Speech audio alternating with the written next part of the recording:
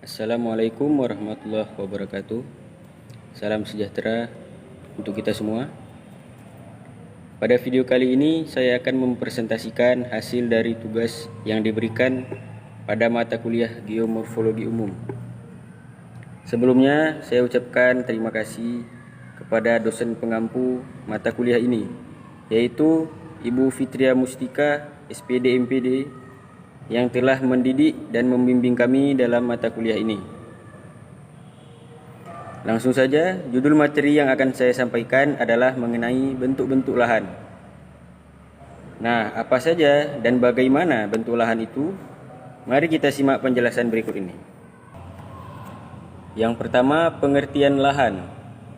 Lahan merupakan suatu wilayah di permukaan bumi mencakup semua komponen biosfer yang dapat dianggap tetap atau bersifat siklis yang berada di atas dan di bawah wilayah tersebut, termasuk atmosfer, tanah, batuan induk, relief, hidrologi, tumbuhan dan hewan, serta segala akibat yang ditimbulkan oleh aktivitas manusia di masa lalu dan sekarang, yang semua itu berpengaruh terhadap penggunaan lahan oleh manusia pada saat sekarang dan di masa yang akan datang. Lahan merupakan suatu wilayah di permukaan bumi, mencakup semua komponen biosfer yang dapat dianggap tetap atau bersifat siklis. Berdasarkan pengertian di atas, lahan dapat dipandang sebagai suatu sistem yang tersusun atas berbagai komponen. Komponen ini dapat dikategorikan menjadi dua, yaitu satu, komponen struktural yang sering disebut karakteristik lahan, dan dua, komponen fungsional yang sering disebut kualitas lahan. Kualitas lahan merupakan sekelompok unsur-unsur lahan yang menentukan tingkat kemampuan dan kesesuaian lahan bagi macam pemanfaatan tertentu. Kemudian, macam-macam bentuk lahan. 1. Bentuk lahan asal proses vulkanik merupakan kelompok besar satuan bentuk lahan yang terjadi akibat aktivitas gunung api. Vulkanisme adalah berbagai fenomena yang berkaitan dengan gerakan magma yang bergerak naik ke permukaan bumi. Akibat dari proses ini terjadi berbagai bentuk lahan yang secara umum disebut bentuk lahan gunung api atau vulkanik. Satuan geomorfologi dari bentukan ini ada 10 macam, yaitu kerucut vulkanik, lereng vulkanik, kaki vulkanik, dataran vulkanik, padang lava, padang lahar, daratan antar vulkanik, bukit vulkanik terdenudasi, boka, dan kerucut parasiter. Contoh bentuk lahan ini adalah Danau Tondano di puncak Gunung Lokon, Manado, Sulawesi Utara. Kemudian bentuk lahan yang kedua, bentuk lahan asal proses struktural merupakan kelompok besar satuan bentuk lahan yang terjadi akibat pengaruh kuat struktur geologis. Bentuk lahan struktural terbentuk karena adanya proses endogen atau proses tektonik yang berupa pengangkatan, perlipatan, dan pergeseran. Gaya tektonik ini bersifat konstruktif atau membangun, dan pada awalnya hampir semua bentuk lahan di muka bumi ini dibentuk oleh kontrol struktural. Bentukan ini dihasilkan dari struktur geologi. Terdapat dua tipe utama struktur geologi yang memberikan kontrol terhadap geomorfologi, yaitu satu struktur aktif yang menghasilkan bentukan baru, dan dua struktur tidak aktif yang merupakan bentuk lahan yang dihasilkan oleh perbedaan erosi masa lalu. Satuan geomorfologi dari bentukan ini ada 13 macam, yaitu blok pegunungan patahan, blok perbukitan patahan, pegunungan antiklinal, perbukitan antiklinal, pegunungan sinklinal, perbukitan sinklinal, pegunungan monoklinal, perbukitan monoklinal, pegunungan kubah, perbukitan kubah, daratan tinggi, lembah sinklinal, dan sembul. Contoh penggunaan lipatan ada di daerah Wonosari, daerah Gorontalo, dan pegunungan Verbeek di Sulawesi Tengah. Kemudian bentuk lahan yang ketiga ada bentuk lahan asal fluvial, merupakan kelompok besar satuan bentuk lahan yang terjadi akibat aktivitas sungai. Bentuk lahan asal proses fluvial tersebut akibat aktivitas aliran sungai yang berupa pengikisan, pengangkutan, dan pengendapan atau sedimen. Membentuk bentukan-bentukan deposisional yang berupa bentangan daratan aluvial dan bentukan lain dengan struktur horizontal, tersusun oleh material sedimen berbutir halus. Dataran banjir, rawa belakang, teras sungai, dan tanggul alam merupakan contoh satuan bentuk lahan ini. Daerah yang terdapat bentuk lahan ini ada di rawa belakang Takabone di Makassar, Sulawesi Selatan. Kemudian yang keempat ada bentuk lahan asal proses solusional. Bentuk lahan asal solusional atau pelarutan dikenal juga dengan istilah kars. Bentuk lahan kars termasuk bentuk lahan yang penting dan banyak pula ditemukan di Indonesia. Bentang alam ini terutama memperlihatkan lubang-lubang, membulat atau memanjang, gua-gua dan bukit-bukit yang terbentuk kerucut. Bentuk lahan kars terbentuk karena batuan muda dilarutkan dalam air dan membentuk lubang-lubang. Bentang alam ini terutama terjadi pada wilayah yang tersusun oleh batu gamping yang mudah larut dan batuan dolomit atau gamping dolomitan. Akibat pelarutan yang memegang peranan utama, maka air sangat penting artinya. Bentuk lahan asal solusional merupakan bentuk besar satuan bentuk lahan yang terjadi akibat proses pelarutan pada batuan yang mudah larut, seperti batu gamping dan dolomit.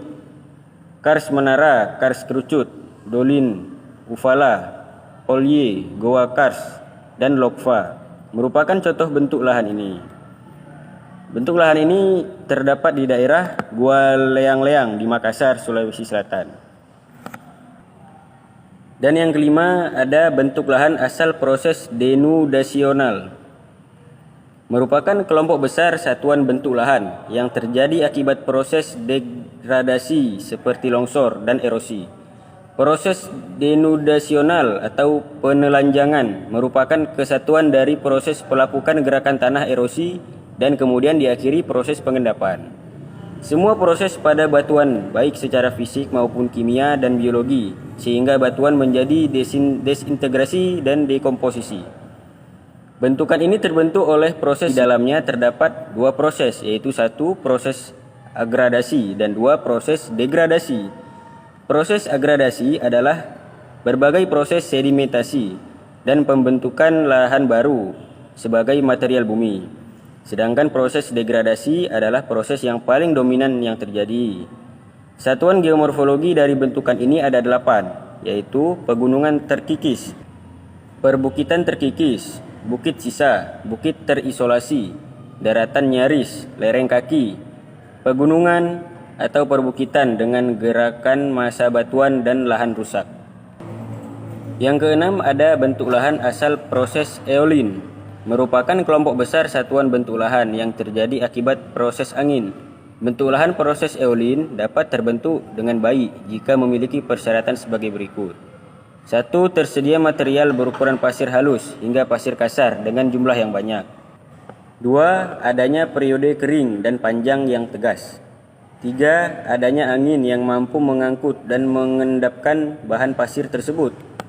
4. Gerakan angin tidak banyak terhalang oleh vegetasi maupun objek yang lain.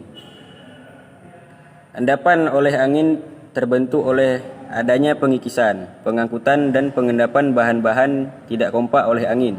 Pada hakikatnya, bentuk lahan asal proses eolin dapat dibagi menjadi 3, yaitu 1. Erosional, contohnya lubang angin dan lubang ombak. 2. Deposisional, contohnya gumuk pasir atau sand dunes. 3. Deridual. 3. Residual, contohnya lak deposit, deflation hollow, dan pans. Satuan bentuk lahan ini antara lain gumuk pasir, barcan, paralel, parabolik, bintang, lidah, dan transversal. Kemudian ada bentuk ulahan asal proses marin, merupakan kelompok besar satuan bentuk ulahan yang terjadi akibat proses laut oleh tenaga gelombang, arus, dan pasang surut. Aktivitas marin yang utama adalah abrasi, sedimentasi, pasang surut, dan pertemuan terumbu karang. Bentuk ulahan yang dihasilkan oleh aktivitas marin berada di kawasan pesisir yang terhampar sejajar garis pantai. Pengaruh marin dapat mencapai puluhan kilometer ke arah darat, tetapi terkadang hanya beberapa ratus meter saja. Sejauh mana efektivitas proses abrasi, sedimentasi, dan pertumbuhan terumbu pada pesisir ini tergantung pada kondisi pesisirnya. Proses lain yang sering mempengaruhi kawasan pesisir lainnya, misalnya tektonik masa lalu, berupa gunung api, perubahan muka air laut, atau transgresi atau regresi, dan litologi penyusun. Contoh satuan bentuk lahan ini adalah gisik pantai, bura, tembolo, laguna, dan beting gisik. Karena kebanyakan sungai dapat dikatakan bermuara ke laut, maka seringkali terjadi bentuk lahan yang terjadi akibat kombinasi proses fluvial dan proses marin. Kombinasi ini disebut proses aluvio-marin. Saya ulangi, kombinasi ini disebut proses fluvio-marin. Contoh-contoh satuan bentuk lahan yang terjadi akibat proses fluvio-marin antara lain delta dan estuari. 8. Ada bentuk lahan asal glasial, merupakan kelompok besar satuan bentuk lahan yang terjadi akibat proses gerakan es gletser. Contoh satuan bentuk lahan ini antara lain lembah menggantung dan morin. Bentukan ini tidak berkembang di Indonesia yang beriklim tropis, kecuali sedikit di puncak Gunung Jayawijaya, Papua. Bentuk lahan asal glasial dihasilkan oleh aktivitas es atau gletser yang menghasilkan satu bentang alam. Baik, kemudian yang terakhir atau yang ke-9 ada bentuk lahan asal organik, merupakan kelompok besar satuan bentuk lahan yang terjadi akibat pengaruh kuat aktivitas organisme flora dan fauna. Contoh satuan bentuk lahan ini adalah mangrove. Bentukan ini terjadi di dalam lingkungan laut oleh aktivitas organisme endapan batu gamping, cangkang dengan struktur tegar yang lahan terhadap pengaruh gelombang laut pada ekosistem bahari. Contohnya ada di daerah Bunaken, Sulawesi Utara, yang terbentuk melingkar yang ditandai dengan adanya bentukan ban atau bagian endapan karang mati yang mengelilingi pulau. Spermonde, Sulawesi Selatan, hutan bakau di Pahuwato. Baik, itulah macam-macam bentuk lahan yang telah saya bahas tadi. Kesimpulan, bentuk lahan adalah bagian dari permukaan bumi yang memiliki bentuk topografis akibat pengaruh kuat dari proses alam dan struktur geologis pada material batuan dalam ruang dan waktu kronologis tertentu. Verstappen telah mengklasifikasi bentuk lahan berdasarkan genesisnya menjadi 9 kelas utama. Ke-9 kelas bentuk lahan utama adalah sebagai berikut. 1. Bentuk lahan asal struktural, bentuk lahan asal vulkanik, bentuk lahan asal denudasional, bentuk lahan asal fluvial, bentuk lahan asal marin, bentuk lahan asal glasial, bentuk lahan asal aeolin, dan bentuk lahan asal solusional, juga bentuk lahan asal organik. Baiklah, sekian presentasi yang saya sampaikan. Terima kasih, semoga kita berjumpa di lain kesempatan pada tugas-tugas yang lain. Sekian dari saya. Assalamualaikum warahmatullahi wabarakatuh.